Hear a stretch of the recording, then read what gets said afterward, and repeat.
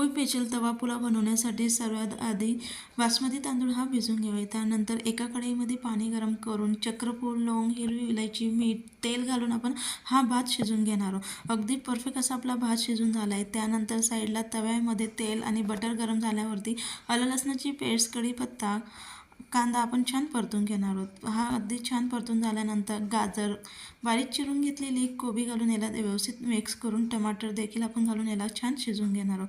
लाल मिरचीचा ठेचा, वाटाणे, उकळून घेतलेली फ्लावर, उकळून घेतलेले बटाटे घालून याला संपूर्ण आपण साहित्य व्यवस्थित मिक्स करून घेऊ. ह्या भाज्या अगदी छान मिक्स करून झाल्यानंतर यामध्ये धने पावडर, पावभाजी मसाला, लाल तिखट, निंबू आणि बारीक चिरून घेतलेली कोथिंबीर घालून आता याला व्यवस्थित मिक्स करून घ्या. चवीनुसार मीठ घालून याला छान आपण मिक्स करून घेतले. बघू शकाल अगदी छान असा आपला मसाला तयार झाल्यानंतर यामध्ये शिजून घेतलेला भात घालून याला व्यवस्थित मिक्स करून घेऊ.